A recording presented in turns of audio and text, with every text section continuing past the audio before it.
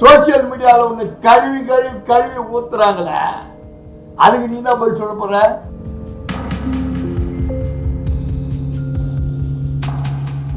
Divorce case பெரிய matter இல்லையா? Divorce case நீ தான் போடணும் கோர்ட்டுக்கு கவுண்டரு.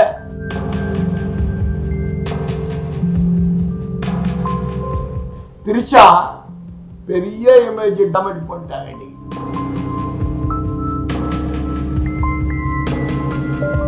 ஒத்து வராது வரைக்கும் கடைசி அவர்ஸ் வரைக்கும் உனக்கு கால அவகாசம் கொடுப்பாங்க.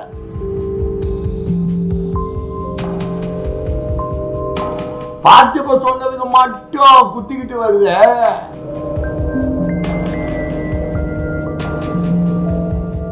அடுத்த நடிகை புகார் கொடுக்க போறாங்களாம்.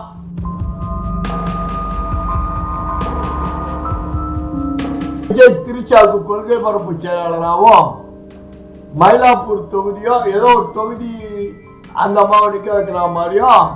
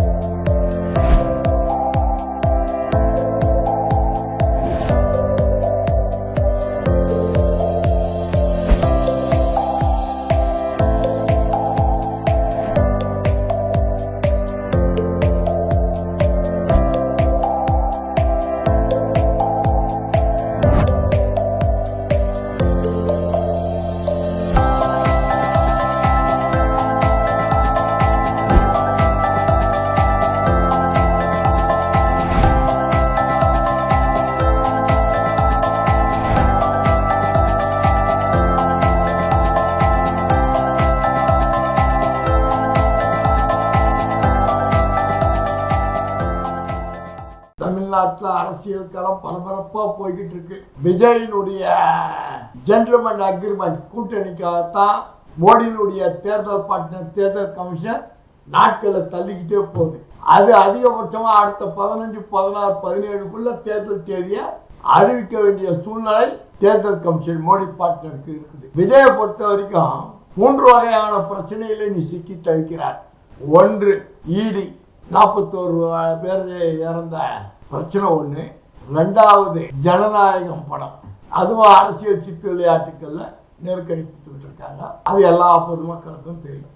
நம்பர் 3, அவருடைய பர்சனல் லைஃப், அந்தரங்க வாழ்க்கை.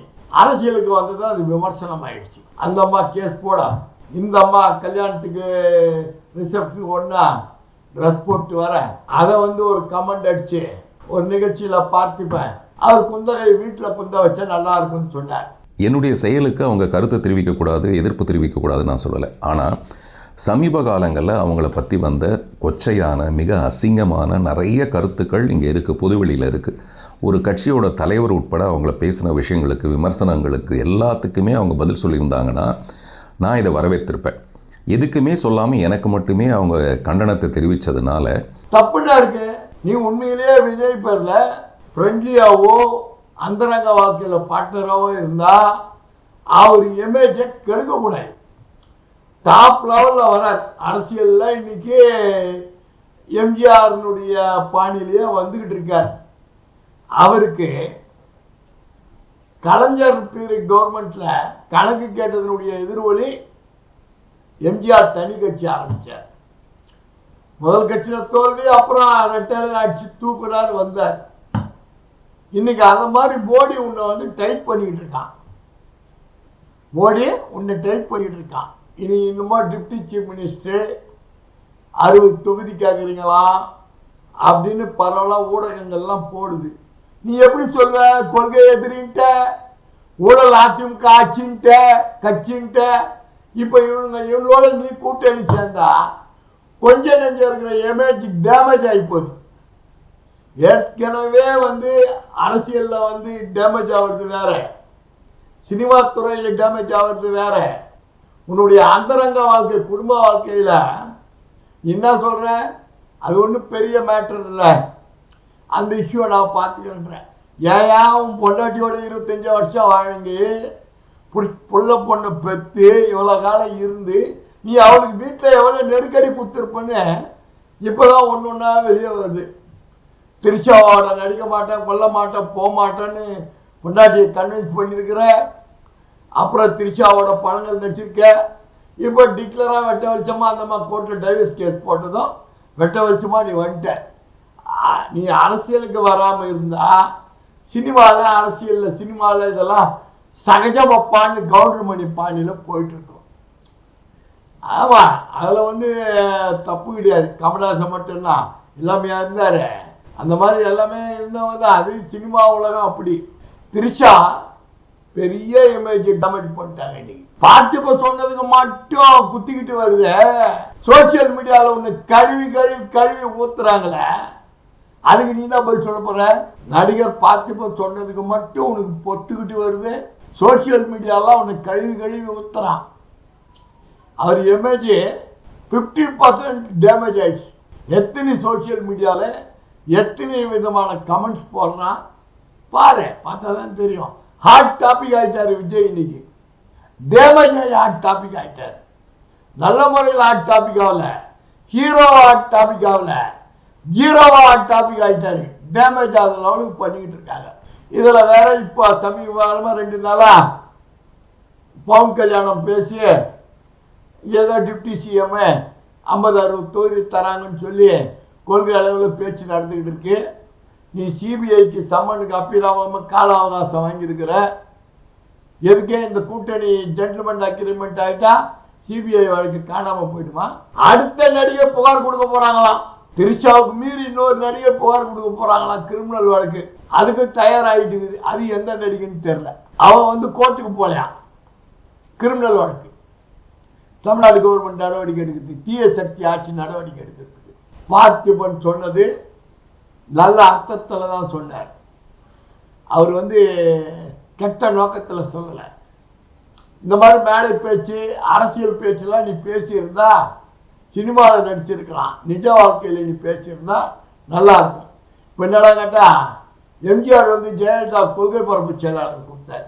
அது மாதிரி விஜய் திரிஷாவுக்கு கொள்கை பரப்பு செயலாளராகவும் மயிலாப்பூர் தொகுதியோ ஏதோ ஒரு தொகுதி அந்த அம்மாவை நிற்க வைக்கிற மாதிரியும் இப்போ சோசியல் மீடியாவில் வந்துக்கிட்டு இருக்கு.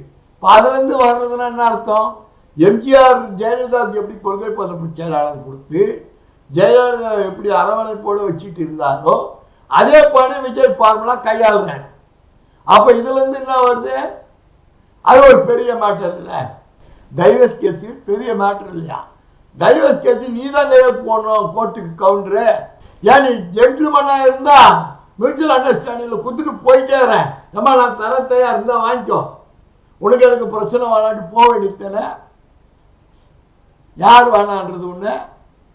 அந்த கோர்ட்டுக்கு அப்டேட் நீ தான் போடணும். கையெழுத்து அப்டேட்டில் நீ தான் கையெழுத்து போடணும். உன் வக்கீல் அப்டேட் எடுத்து போடுவான். அதுக்கு நான் ஆதவாஜினோ போடுவானா, இல்லை விஷயானது போடுவானா, இல்லை மாவட்ட செயலாளர் போடுவான். பைத்தியக்காரன் நீ தயா போடணும் கேஸ, முன்னாடி கேஸ. ஆக மொத்தத்தில் அரசியல்னு வந்துட்டாலே அவருடைய தனிப்பட்ட அந்தரங்க வாழ்க்கை முழுவதும் விமர்சிக்க எல்லா சோசியல் மீடியாவுக்கும் உண்டு, பத்திரிக்கை உண்டு. சினிமாவில் இருந்தாலும் விமர்சனத்துக்கு ஆளாக கிசுகிசுலாம் என்ன ஏதுன்னு. ஆனால் அரசியல்னு வந்துட்டாலே இதெல்லாம் நீ ஃபேஸ் பண்ணி தான் ஆகணும். உனக்கு இன்னும் நெருக்கடி இருக்கு. நிச்சயமா இன்னும் ஒரு நாளில் நீ ஜென்டில்மேன் அக்ரிமெண்ட் ஆனர் ஆகலன்னா டேட்டை தள்ளி போடுறதுக்கு காரணம் பிஜேபி உன்னோட நடத்துகின்ற திரைமறைவு டீல், பகிரங்கமாக மிரட்டப்படுகின்ற டீல் ஒத்து வராது வரைக்கும் கடைசி அவசியம் வரைக்கும் உனக்கு கால அவகாசம் கொடுப்பாங்க. இல்லைன்னா அதுக்கப்புறம் 3 வகையான பிரச்சனையில் நீ திண்டாட போற. நிச்சயமா திண்டாடுவேன், அதுல ஒன்றும் சந்தேகமே கிடையாது. சந்திப்போம் அடுத்த காணொளி.